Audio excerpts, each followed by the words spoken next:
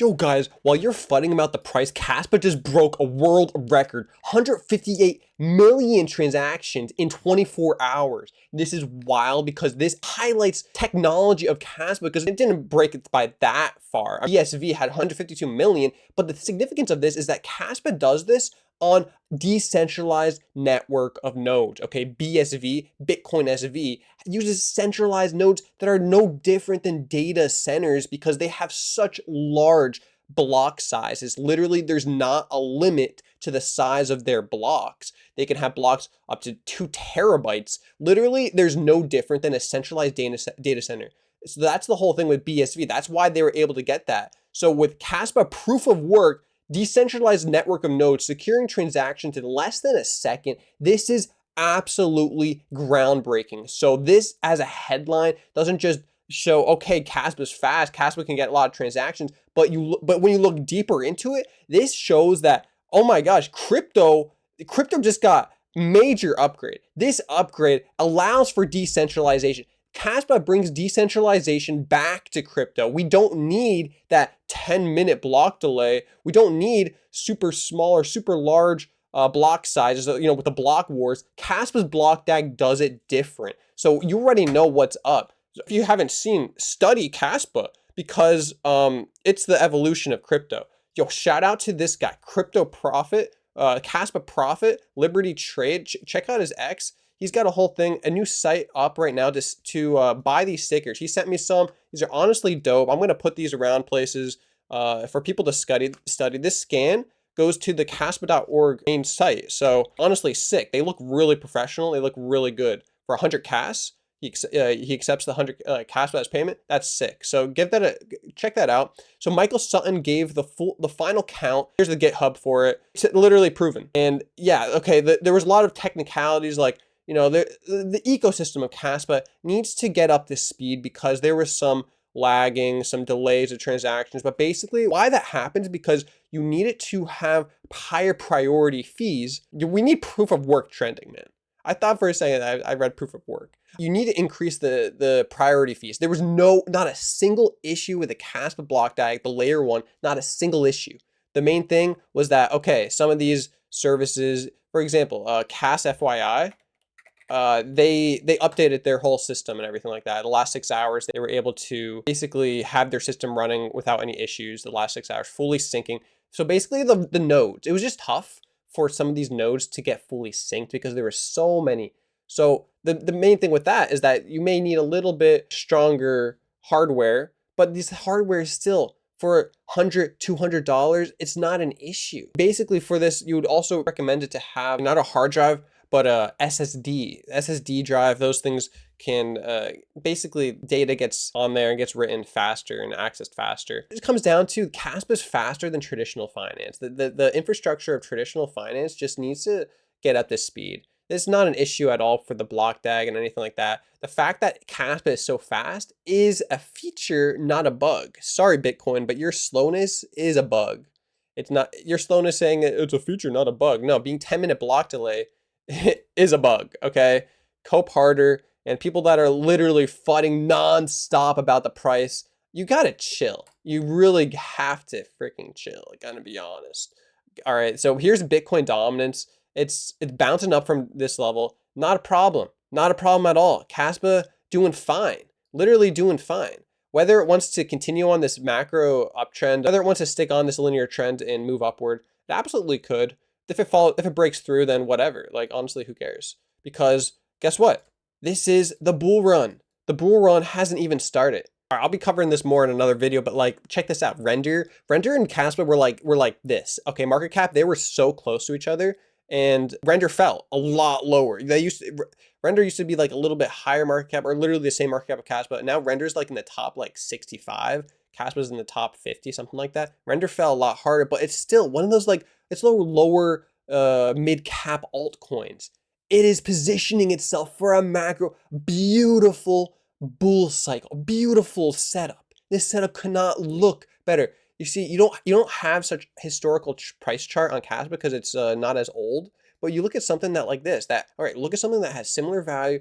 Okay, Render is more like a layer 2 it's like a layer 2 token, okay? It's an application on a blockchain. It's an application on Ethereum. They got stuff with like decentralized GPUs or whatever. Render does its own thing. It's an application for crypto. That's what it is. And Kaspa is trading similar to that type of thing. I think people considering Kaspa like almost like a layer 2, like a little like a little solution, a little application for crypto. No, Kaspa is the block DAG. It's a layer 1, native layer 1 that will absolutely become a top 5. But right now that's not seen. Right now the technology isn't there just yet. Give it time. Kaspa's adoption is coming. Okay, look at this. Look at the chart setup for these low mid cap altcoins.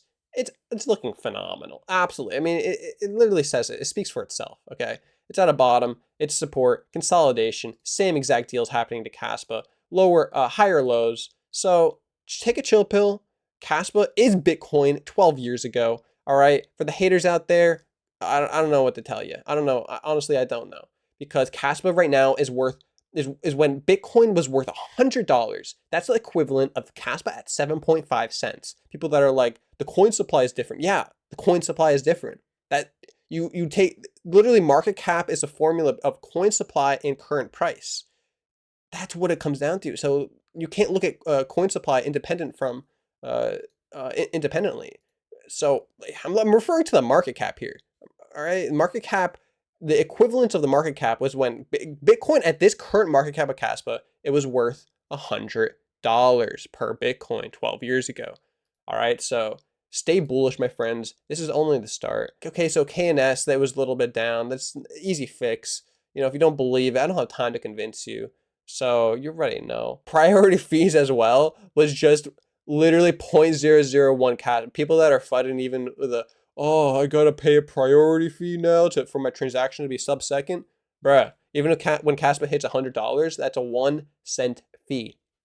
Technically speaking, this whole world record attempt, like, so they weren't really, every single one of those transactions weren't really engaging much in the fee market. It was preset gas fee. So that gas fee was basically default for all the transactions that were attempted. So 158 million transactions, all of them had like the same exact gas fee, and every transaction had to wait like, I don't know, 30 seconds or something like that. But because it was so many, and they weren't priority fees.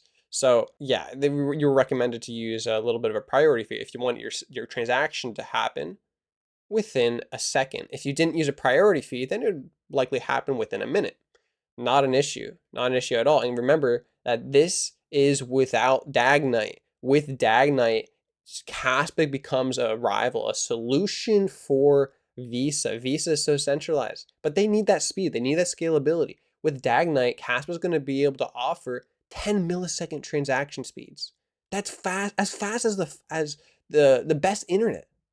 A transaction moving as fast as the best internet, like, literally is limited by internet. Kaspa is better than Bitcoin. The gem in the mud. Don't lose your conviction. Keep studying if you haven't. Kaspa's freedom, the speed of light. This is how revolutions happen, through unstoppable participation. This participation you cannot ignore. It was so funny too. There was a post of someone, yeah, Lillian. She talked. This is Justin's son. This guy's got 3.8 million followers. He's the founder of HTX Global. He helps a lot with Tron, founder of Tron DAO as well. So I think he's the founder of HTX, or maybe he's just an advisor. I don't know. But literally, she asked him, like, hey, when will you list Kaspa? You have Kaspa futures on HTX? He even says Kaspa. Kaspa. He literally spells it out. He knows what she's talking about. He's like, yeah, Kaspa. Nicholas Casmida dude. All right, so he's the ex-listing guy. He research listing lead, research lead for Binance, so he knows what's up. And he was saying that he translated. Okay, thanks to everyone.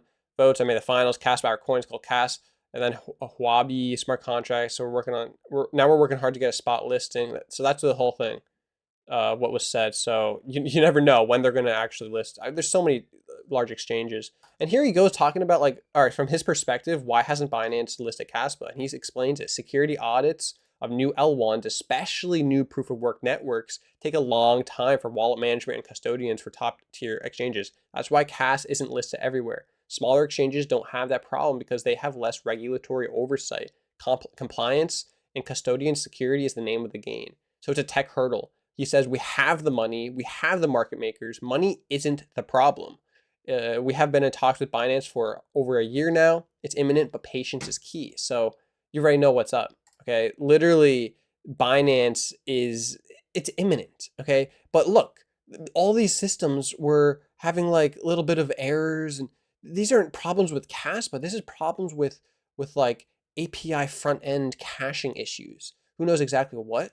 But these are problems with websites. Okay, imagine this happening to Binance. They can't afford such a problem. They need to get it done right the first time. They need to integrate it correctly, and that costs a lot of hecking money. Integration. I think Nicholas was even explaining he got a quote for a whole audit for for Kaspa as a proof of work. He got a quote for how much would it cost to get the audit done.